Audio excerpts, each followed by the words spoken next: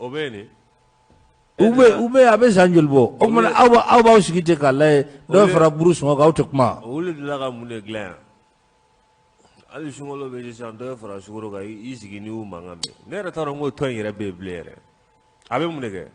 Non mais kwasabalsa. Hein? Kwasabalsa. Oui. Ni min ka di miye joro bokati. Hein? Amna burutu ga gerabu. Kunu ciu cara. Sunangu na nyenyi. Voilà. Bi wuli ka nyenyi anga ako tiendo. Fanga na franga burus ngo kane kwa twa nola. Agelara chugo ka burus ngo twa nola. Imam Bugula. Abanye Mbavu. Koro Kasim Dambe Oka. Ote? Odo. Kuyate Aklobana. Honorable.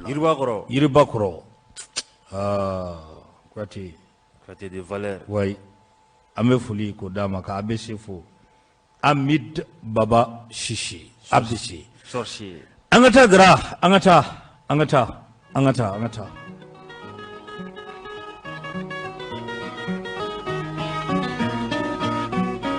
Kadakadani Musa aka foli obia sanga ani wati be jangine ni alaye alamisa don yirana alamisa nato nega kaita annani wati shiningene odo anye wole bila jama nyiningali min kadu ye ukana ake Mamadu Hawa gasama jabi Allah amena bo uni ache nyiningali min kadu ye jangina anye nyiningali chamange sijo kono ya gasama la masonga jabi amasonga jabi de meni jama nana apoza ko abe jabili ke o abe yarde la abe yarde la o nyiningali do yo abala ba tukola ma fo ko joni blaida ko akuma bora gasama de da ama fo John Sorogoro de anye gasama nyininga ami banga jabiya ni jama nana nyininga jama la abe so ngi bagata jabiya ani gasama do 26 mars ko aba jabi ala kala mshaira nadro ya rabbi donc ka question posé aba jabi ya rabbi donc maukana 14h pile amba di direct la radio la mais jama kana ka question posé aku abana ni adam nele malikura public ote odo jagene amita nyefe angata nantara nyefe ibaye ka fo kuna fulidise mimbe na be fo mako interdit bamako uye kumata ko jume kumata lenko nandu na interdit bamako re kono folo jagene amba abe ami sanogo ame fulini tani amu otenku ala ni wati na kani soma wogo transition mi ko afle an kunani transition et népotisme ya foti népotisme oui foni Champs-Élysées akrofa de népotisme transition et népotisme jangina ukoti ugo ni ataka laje ko kle keme kono ko 20 transition ku ye ma keme fla ani bisaba ani woro di nommé oa kle keme ma keme fla ani bisaba ani woro jangina ku yo de nommé ama banfolo ere girin kura bo atita woyoko foro damine oye waboye oyo chete oyo jangine ugo ko ni ko taka laje alaje ko kabini fanga sugu ka adafri ko kabini okera ulo mashiri tabaw ko olu chaman ko nimbe uye joyoro usro ale kaporo jangine ko do yere bala ko ko c'est des faux diplômés. Des faux diplômés ont été promis à des hautes fonctions, creusant le fossé entre le peuple et le président de la transition. Yafo. Jangine, ka koningera bafa ani cliché jangine. Oko maoma koni mgo koni numera ku ubla posu lati. Oka agachala fe ko achaman koni ye wolo mashiri tabaye. Jangine koni ye ko utaku laje o kibaye kafo ko do da rakabla yoro do la adonia tula afamuntu la uta adon ko do refne diplôme ka agla u yere ninga na naye jangine ko ka soro bara yere diplôme mbubulu akalantula jangine donia minta malaika no jela mungu shiride ni o jiri no wala mina ibo funi transition clé keme ma keme fla ani bisaba ani woro jangine ko odi numero yo kare o kuma bali mala koyi kuna foli disibe atara nyefe jangine aya yira ka fo ay fo mima ko audit de la nation des structures de la nation en première ligne. Jangine, ko fe minye bandaw, o ko niye wati de abulu wati krenkrene, jangine jamana furuba cha obeke yoro ko ka allara wuli, ka fese lige, furuba wari atara fami fe ninga olu nyinin ko odon. Kamna ga. Ka kan go de ke. Ka kan go de ke jangine. Jangine yani alega marache o ibaye ka foko ma chaman ko ni marake ko ga ko fasodon ko ni sigle no ka femi kono ambe domina iko bi jangine ko audit bando ya fo bon ama fo akira CCB kono akira ko corruption zero te mais ko impunité zero ko konte ne akira on siglo no galeo jangine anga chagada do taru toko magwe ko ni ata ka laje Paris mutuel urbain PMI jangine ko nafulo ko aburu jara il faut kata fo atoti présidence de la république o ko nafulo ko aburu jara il faut kata fo atoti l'assemblée nationale primature le département ministériel jangine ko doni de duna ni bela jilena doni de ni bravo de doni de akacha ye mume duni yoron no ni doni jegaja kana doni ngo kuma re fonna présidence doni ay olu de foyege doni ada jangine o ko wari ko ni ko froba wari ka duna bolo flala sin korere ko ni wati e bandaw bolo sa aka fese likela wele ko kana fese like froba wari atara famina ninga adboka ada jangine ninga soroka atikila mo ku umne ku kiri ka kila ku kiti bravo amna shigen kumala doko ni kera kumala o bando yere ni kuma fogo jolike wati be aka kumata o kumata abafo wala ko atika kuma yin kwade me honorable ade toka honorable akuma fore ni honorable akuma ngabe ma farfa barala no bando kuma ngoni madawa discours ko aïe, c'est pas avec ma bouche que tu vas bien manger ton piment. Jangene, kuna fole de seba interdement ko uye akuma fotukuni. Transition, adieu CNSP, vive un gouvernement civil. CNSP. Ko CNSP ko achira. Jangene ko namanya ka ko CNSP ko achira. Koni ngoni sira dile bandaw ma aga ka barake akechola ko femi ngungele no goriye ka barake ko ku SNSP olu munun ko unana dansiri la jiburama aga fangala ninga kalamini adam nera wati tumeno na M5 RFP fe ninga o baraw ko o dafa M5 koroni ane si alamzado ere o krete ka ngwele ya ngwele alamzana to eske o tefeka conférence doge tukunia ngakere voilà ngake bo lubuga conférence la wati mina wasona ere bantala ya non nanta banade ultabeke ou 16h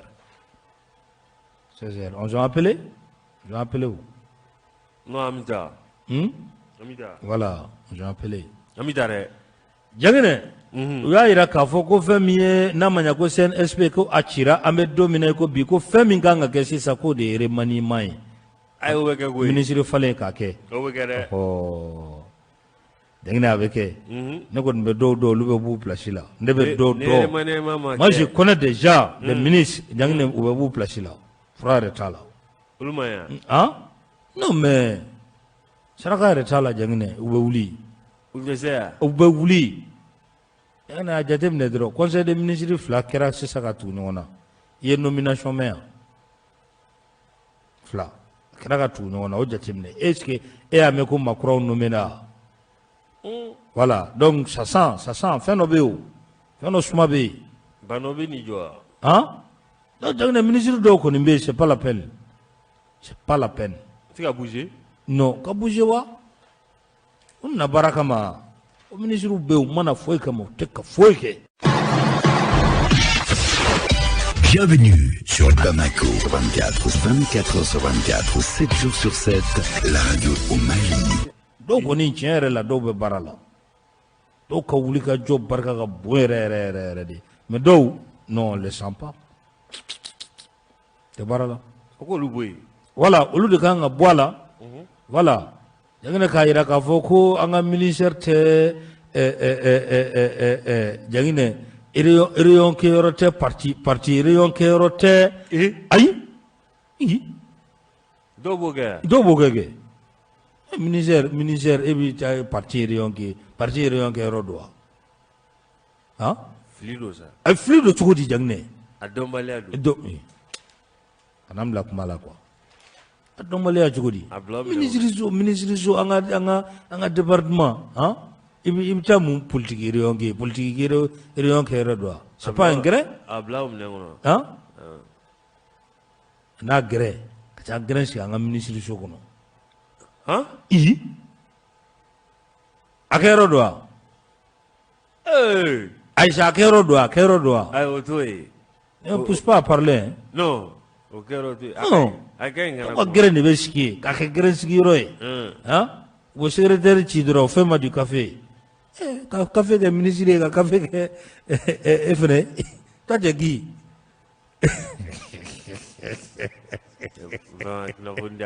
non mais c'est pas beau quoi e de fo mɔgɔw k'a dɔn ko c'est-à-dire ministre so quoi jamana vitrine dɔ de don c'est pas un gré a bɛ ka gré sigi cogo di gré sigiyɔrɔ tɛ wa politique réunion kɛyɔrɔ tɛ ni n'i ka parti maaw bɛ ɲɔgɔn ye a bɛ taa ka chaise la mais an ka ministre so ko kɛ politique réunion kɛyɔrɔ ye ça c'est quoi ça c'est pas bon tɛ o a bɛ f'u ye de c'est pas bon cogo di n'a cɛya ka kuma fɔ ne ko Alahu Akibar ko Alahu Akibar tɛ dɛ n jaabi kɛ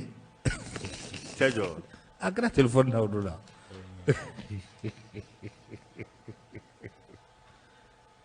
jangina an bɛ taa ɲɛfɛ an ka taa dɛ ko fɛn min ye furancɛla fanga ye jangina k'u labɛnnen don ko fo accord pour la paix jangina k'u b'a appliquer nafoli di sɛbɛn a ko ten n'o ye interdit Bamako ye jangina ko n'i y'a ta k'a lajɛ i b'a fɔ africain caman kelen ale ka kuma lebu sɛbɛnfura a t'a fɔ ten ya ko malo ani lebu o sɛbɛnfura damankelen africain jangina ale bɛ a fɔ sɛbɛn min ma ten ko lebu sɛbɛnfura jangina ko furancɛla fanga ko u labɛnnen don ko fo u ka a waleya ka appliquer kunnafoni di sɛbɛn ye ɲininkali kɛ jangina ko kumana min na fasodenw bɛ wuli ka jɔ kɛ k'a fɔ k'u tɛ accord pour la paix in k'u tɛ a fɛ c'est pas un accord de paix mais c'est un accord pour la paix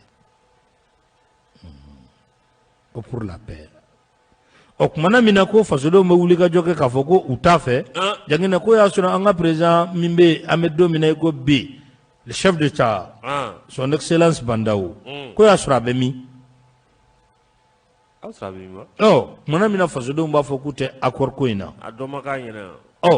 jangina o ɲininkali o kɛra jangina ɲininkali caman o de kɛra k'a fɔ ko kun jumɛn na furancɛla fanga bɛ fɛ ka accord ni ka a waleya ka sɔrɔ fasodenw caman ye a yira deni dialogue national inclusive a kɛnɛ kan k'a fɔ ko u jɛlen tɛ na a ye ko ka révision kɛ ka relecture kɛ o ma fɔ ko n'a ma ɲɛ ko o fɔra ko mun na ko o tɛ kɛ jangine Bandaw yɛrɛ ka kuma ta tɛmɛnenw na a y'a yira k'a fɔ ko deni ko o kɔnɔ kuma ko olu bɛna waleya a ko ten jangine a tilala k'a fɔ tuguni ko accord ko o fana bɛna waleya kuma fila u bɛ ɲɔgɔn jɛ dɔɔni sabula a dafa dɔɔni tɛ kosɛbɛ u bɛ ɲɔgɔn jɛ deni ko accord ko k'a réviser k'a relecture kɛ ka segin a kan majɛ bɛ yɔrɔ minnu na ko olu bɔ a la Bandaw ko k'ale bɛna o kumaw ta ba la ka tila k'a fɔ tuguni jangine ko fɛn min ye accord ko a bɛ appliquer k'a bɛ waleya a ko ten accord lawaleli ko kuma Bandaw yɛrɛ tɛ dɛ a n'a ka transition ɲɛmɔgɔ tɔ bɛɛ accord lawaleli ko kuma ka ca o da n'a ye réviser ko kuma ni a relecture ko kuma ye yɛrɛ b'a kuma fɔ dɛ ministre de la refondation ale yɛrɛ b'a fɔ trop ale bɛ to k'a fɔ a ka kumaw la yɛrɛ a ka d'u ye dɛ an kɔni t'a dɔn ja mun b'a la u bolo a fɔli kɔni ja mun b'a la jangine ni fɔli don ni dan'o ma ten i b'a fɔ ko u bɛ ka kɔfɛmɔgɔw ɲɛkɔrɔ kuma fɔ mais a baara yɛrɛ k'o daminɛ yɛrɛ Non. Abara tout me sénateur. Non. Réconciliation. Non. Allez chercher le affaire. Oh, allez au ministère. Mais chercher le erreur. On sont là. Ala ka bois bordage ma fait. Donc nous sigi ko kolaje. Ababulo. Jagine kunu sogomada fa ngo ya blanga bololo sanfe ngo enfin kawjim 3 points de suspension. Ba foti. Isha kawjim. Le coordinateur. C'est lui le coordinateur. Mon ami de tous les temps, Jagine il a été destitué. Le coordinateur général. Oui, c'est le coordinateur. Jagine ne veut faire oui, c'est ça ma ne veut faire un nation jalenga tu ko ka to ka fama ko coordinateur. Jagine ka daire. Ego kuye changer ça ma Bon non, il a été destitué. Au croit tout est destitué. Brahma. Au croit destitué croit. Ibori joro la ki gbenga bi joro la. Gontere. Non, kana no non, c'est mon ami. Afo bomonangana. Hein? Afo bomonangana. Ah, ni afo bomonangana foto ko nyuma mese ko sura lawo. Ai, destitué fo bomonangana ka nyesa. Ya fali. A clé Ai, ya fali ça. Ya gwen. Ka jongwen. Ede be gondo. I terke gwena de. Ebe gondo. Brahma. Ka gwen. Mana mai gui. Ayi amagwen. E bara gwen de muya. Ni o kwe e semasi congrès ke sisan. A congrès ma se flo. Kama wore ni congrès ma se de. Ki to iga wagati jala. Ki ta ki bla kɛrɛfɛ. O ye gweni ne. What is menja? What is menja? 4e vice-président CNT. I be coordinateur ya jala I be kama. Nya sɔrɔ bebe dog la. Bonjour, Gramas. Mon estime et considération seront toujours grandes pour vous. Info matinale, c'est le grenier des informations du Mali. Passez une agréable journée. C'est toi au Canada. Jumane. Sinon, coordinateur do, al n'a sɔrɔ mandat kuma d'a ma, nka a wuli don fɛnɛ kuma fɔ a ye dɛ. K'a ta k'a turu a kunna tan a gwɛnna de. Jɔn gwɛnna? I terikɛ Isa Kawjim. Ne ne Kawjim ma gɛn. Ni baara tato kun ka ɲi. Kawjim place falenna de mais a ma gwɛn. Ayi place falen a bilala yɔrɔ wɛrɛ ya. Et puis il n'a pas dit son dernier mot. Dernier mot jumɛn? Voilà. I b'a dɔn a tɛgɛ ka c'est-à-dire a bɛ kɛ maa minnu na k'u b'u mangu Kawjim t'o maa ye koyi. Sɔrɔ i y'a mankan mɛn yan. Hein? I y'a mankan mɛn. Non. Sinon don min tilegan fɛ.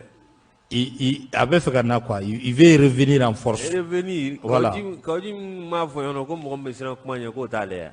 Dimi don n'i la don min na n'i ko i b'a bɔ o don. Don min na dimi wɛrɛ bɛ don i la. O de la a y'a to dugu ka jɛ. A terikɛ. Jumɛn? N t'a dɔn a ka section président u y'a gɛn don min na. Président wa? O don su bɛ a ma vidéo k'a ka so wa?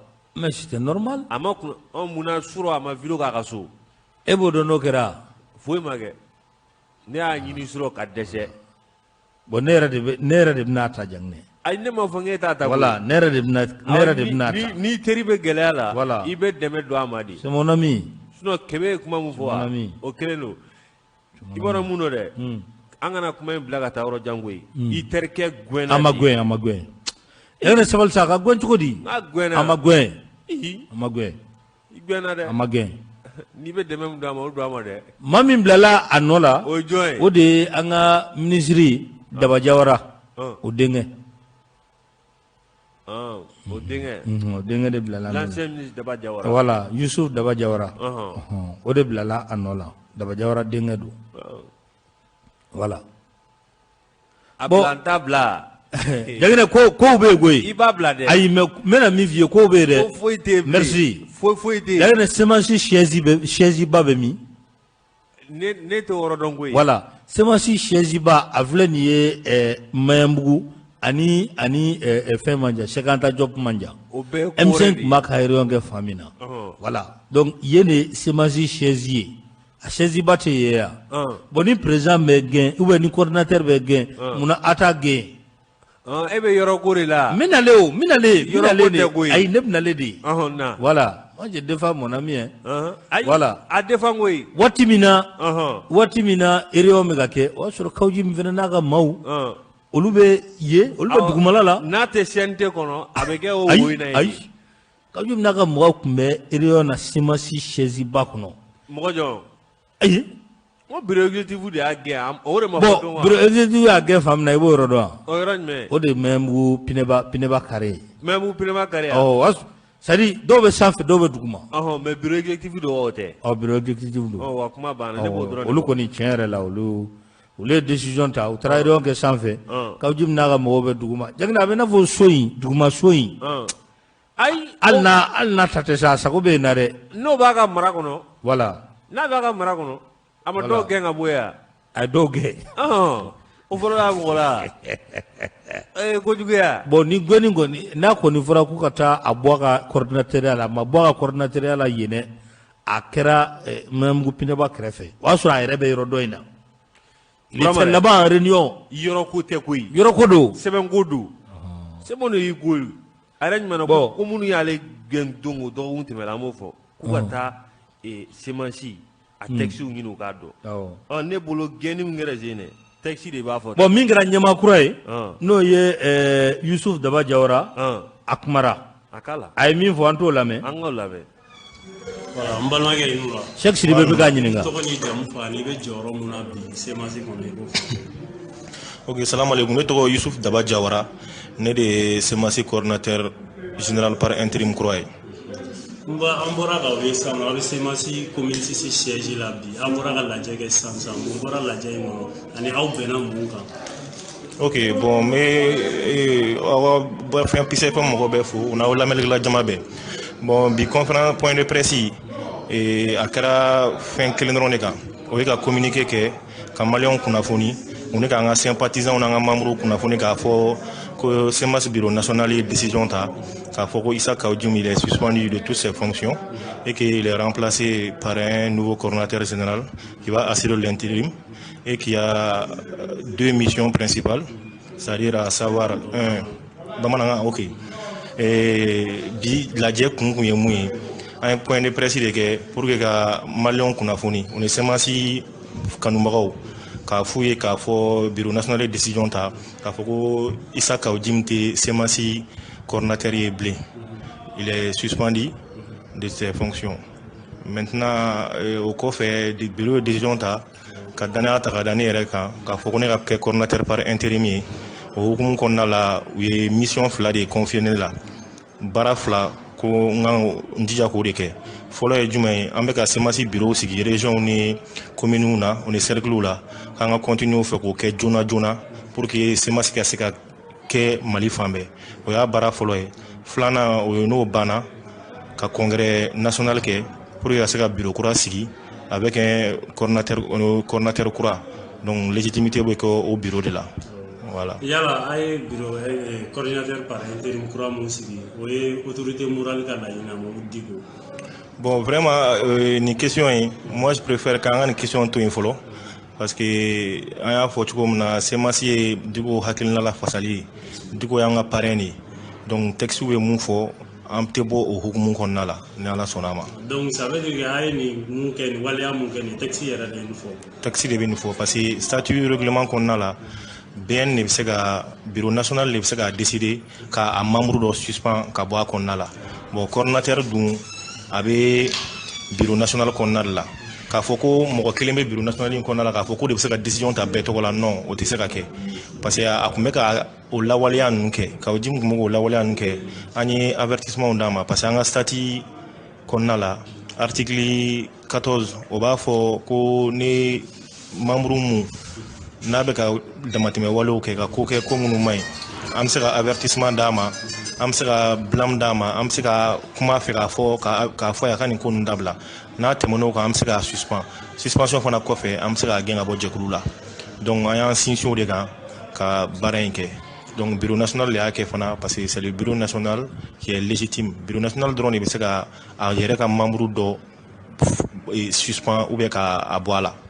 Avant dernière question, mun de la an nana lajɛ in kɛ semence commune 6 siège la ka siège ba yɛrɛ to yen nɔ. Voilà parce que siège ba pour an ma taa siège ba la c'est à dire siège ko o tɛ problème ye moi je pense que an hakilina la an ka statut kɔnɔna la fɔra ko siège bɛ se ka transférer Mali fan bɛɛ fɛ donc o hukumu kɔnɔna la an y'a décider k'a fɔ ko an bɛ na an ka fɛn kɛ yan dɔwɛrɛ tɛ parce que an bɛ jamana min kɔnɔ jamana in mago bɛ basigi la jamana in mago tɛ mankan na an bɛ ka baara kɛ ni mɔgɔ min hakilina ye o fana tɛ mankan fɛ donc an tɛ fɛ ka taa siège la k'a fɔ k'an bɛ taa kɛ sama-samali ni fɛnw ye de toute façon Isaka Ojim an n'a ye baara kɛ ɲɔgɔn fɛ a ye baara kɛ semasi ye o ye tiɲɛ ye a y'a to semasi donna yɔrɔ caman a ka engagement n'a ka détermination o ye tiɲɛ ye mais il faut k'a ka dɔn k'a fɔ an bɛ politique de kɔnɔna la politique fana n'a a fɛɛrɛw de don n'a a kɛcogo de don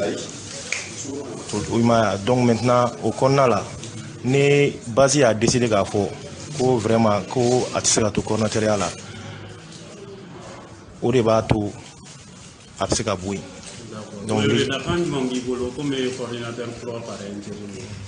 bon ne bɛ mun fɔ dɔrɔn n bɛ maliyɛn bɛɛ fo vraiment maliyɛnw mɛnna nin ko in kuma la anw yɛrɛ fana an ye maliyɛnw ka kumakan lamɛn mais mɔgɔ n'i bɛ ko kɛ i bɛ taa dɔɔni dɔɔni de i b'a kɛ ni hakilisigi de o de y'a to an ye temps ta ka réfléchir ka ɲɛ k'a lajɛ an bɛ se ka ko kɛ cogo min na a bɛ ɲɛ cogo min na k'a sɔrɔ a ma kɛ mankan a ma kɛ kɛlɛ ye parce que n y'a fɔ an ka kuma kɔnɔna la an bɛ imam de ka hakilina la donc imam ye mɔgɔ sabalilen de n'i y'a lakɔlɔsi a ka ca ni 3 ou 4 mois sisan kuma sugu bɛɛ bɛ ka fɔ imam kan réseau kan fan bɛɛ mais a tɛ ka kuma a tɛ ka kuma a tɛ ka fɛn fɔ an kɔ kɛ ka s'a ma a b'a fɔ k'an ka sabali an kana fɛn fɔ mɔgɔ n'i sabali la i bi awɔ i sɔgɔ Peace FM na e fɔlɔ de b'a mɛn k'a faamu ka tila k'a ɲɛfɔ tɔw ye voilà jangina on ont compris voilà Dargɛ kɔni u ye a tɔgɔ u ye a ka chaise dɔrɔn de falen n'o tɛ koba tɛ quoi u y'a ka chaise de falen k'a ka chaise di maa wɛrɛ ma ka chaise kura k'o di a ma chaise kura ma d'a ma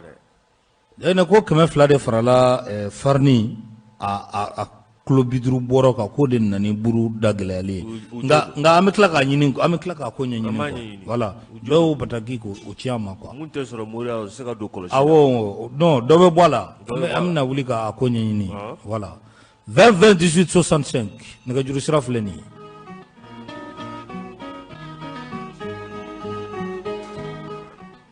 allô bonjour Traoré a kɛ to i k'i kan kɔrɔta dɔɔni daw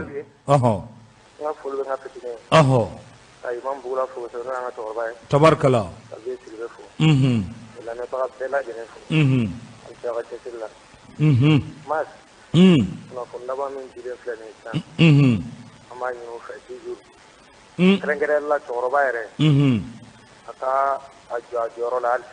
cɛkɔrɔba jumɛn très éclairé le sage le guide voilà l'éclairé a ka jɔ a place la mais souvent toujours ni fɛn sɔrɔ ni mɔgɔw bɛ e kɔ autour de toi wagati bɛ se i ka kumakan a nafa bɛ yen awɔ k'a dɔn i ka kumakan a nafa bɛ yen tan don n b'a dɔn ne tɛna foyi fɔ a ɲɛna a tɛ min dɔn nka bamananw b'a fɔ sanu n'a y'a don kuma jɛ a bɛ kɛ zira de o ye mun ye an ye tɔn wɛrɛw ye qui étaient autour de lui basa kɛr'o kɔnɔ fo ka n'o ta o ɲɔgɔnna dɔ fana bɛ ka nalen o n'a ɲɔgɔnna caman wagati dɔ la makun ka ɲi mais wagati dɔ la fo i k'a yira k'a fɔ nin min bɛ ka kɛ ne ka position ye nin ye mɔgɔ ka e ka position dɔn fo ka diɲɛ wuli mɔgɔ i tɛ se ka ja bɛɛ lajɛlen maintenant ni nin y'a dɔ f'i ɲɛna ni i tɛ ka se ka fɛn fɔ ɲɛna n'i tɛ ka fɛn fɔ ɲɛna bɛɛ b'a kɛ i b'a fɔ u bɛ e ka hakilina kan daw maakɔrɔ fana bɛ fɛn fin jeninen dɔn dɛ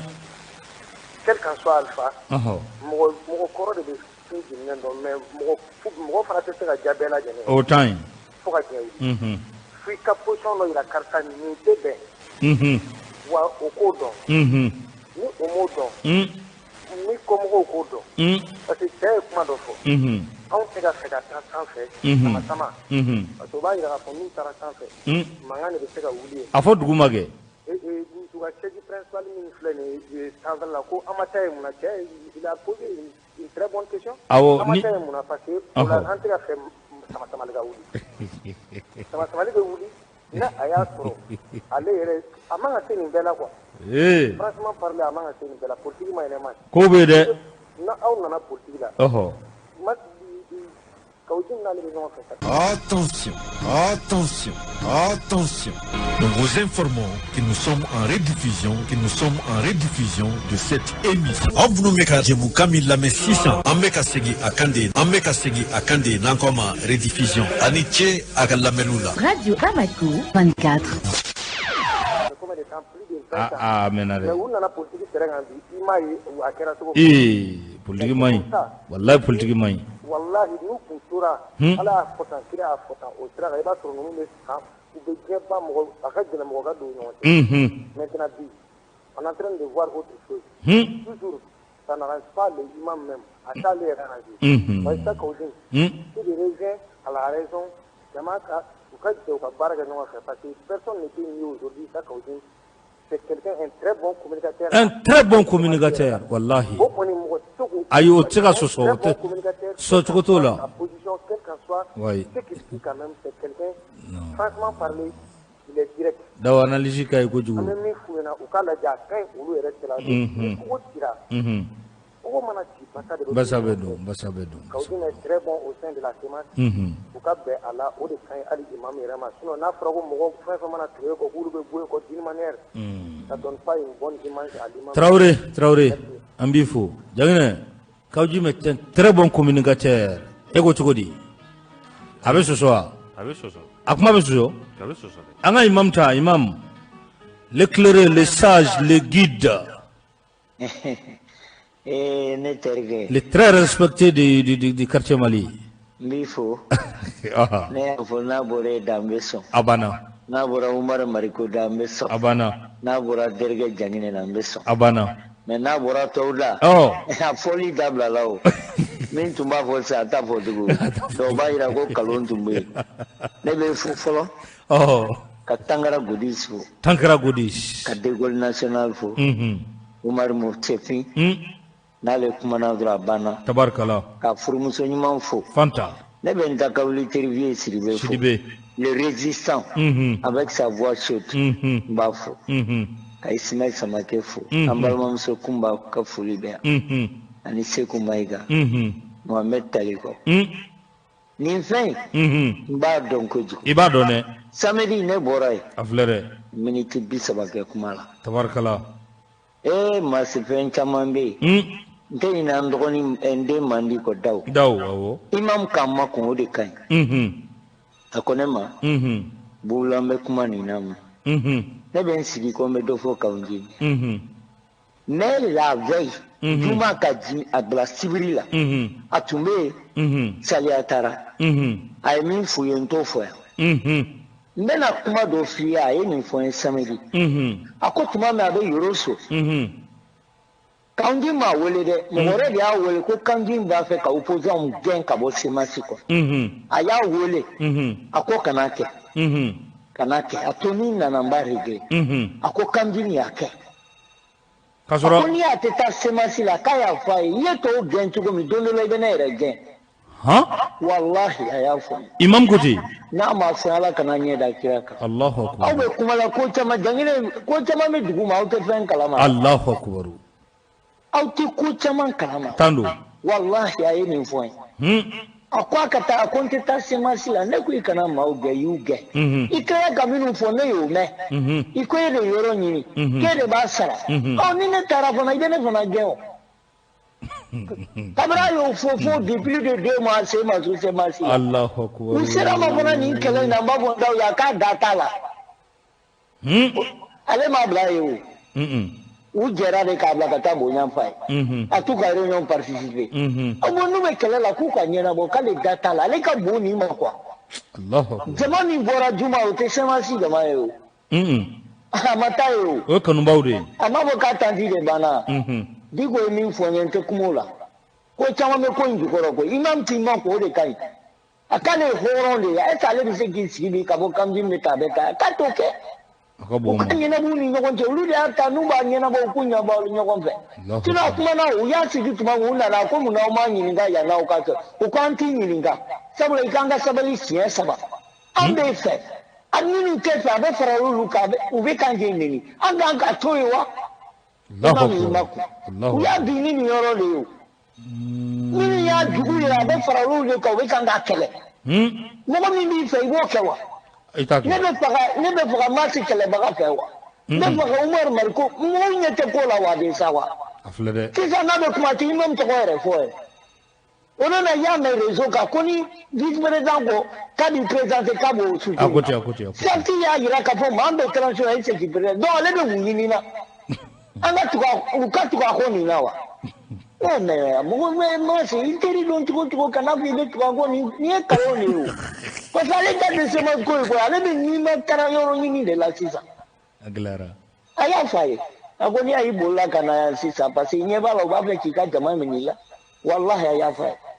A kun taara kɔsa in na kɛ. Kɔsa in na tuguni n bɔra vendredi ka dugu jɛ samedi la. O samedi sɔgɔma de ne taara. Mais n tɛ se ka secret in bɛɛ f'i ye koyi.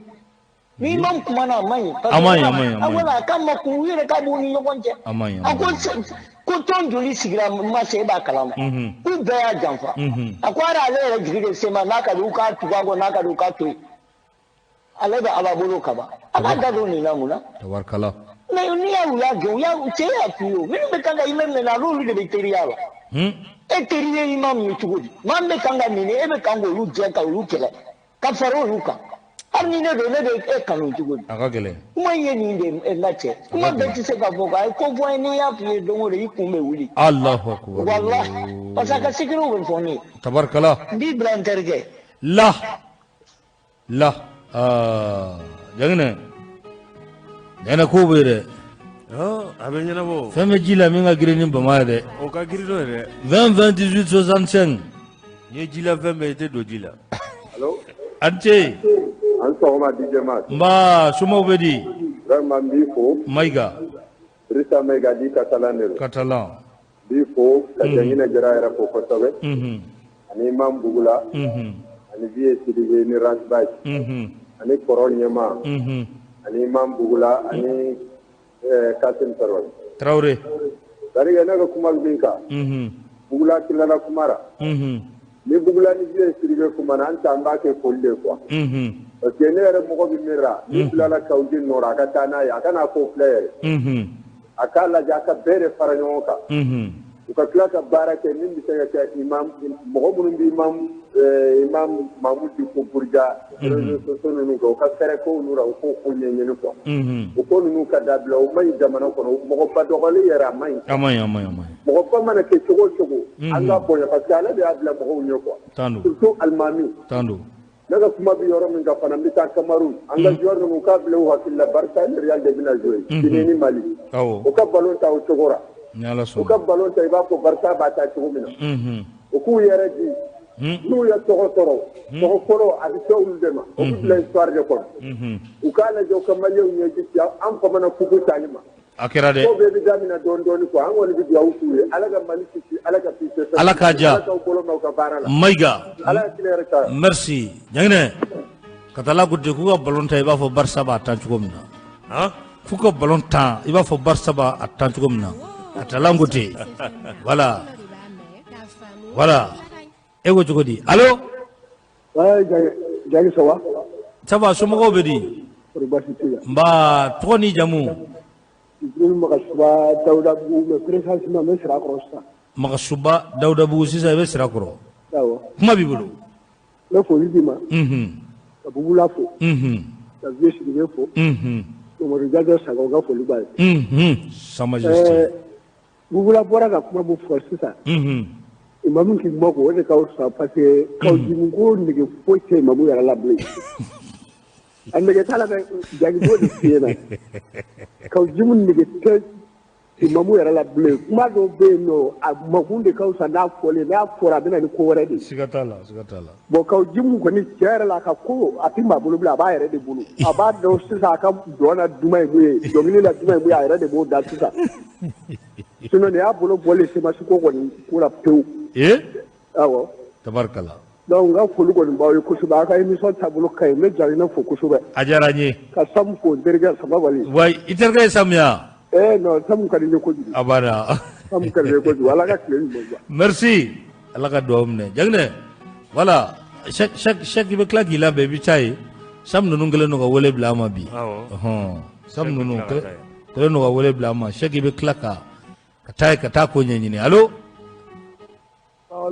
walaikum salam bashi foyti to ni jamu amma dikko nyamokoro dikko bashi foyti yifo ka jengne jam fo aklobila bubla fo abenge fo Allah mun kera taun jimla foi ma kala ma foi ye fole ama foi ye ama foi ye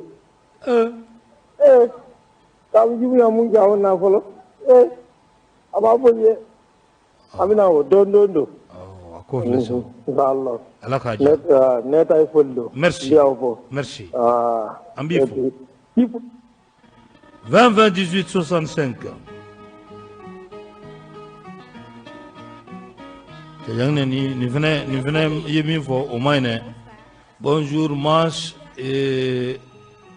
Mas et à tous. En tout cas, c'est le gourmandisme qui a poussé Kaojim à transformer la semence en parti politique. Il est temps pour toi de chercher de vrais amis. Oh mana, de vrais amis. Okay. Allô? Allô. Ante. Ba ntoma. Toni jamu. Umar Kulbali. Kulbali kabomi? Abo dawdabu. I Kulbali. Awa nga Kulbali. Ajarani. Aite. Nga kesho be minga.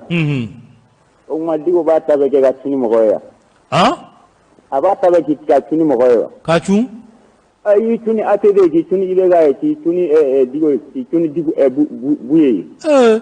Eli ale na tewa to na aka mo biya to na ndi ka dala ni na de egodi aki tlile na mi tli amba bundere ayanga mali tiga damo matengo drakuma bengo kuma foitengo 20 18 65 20 18 65 Allô?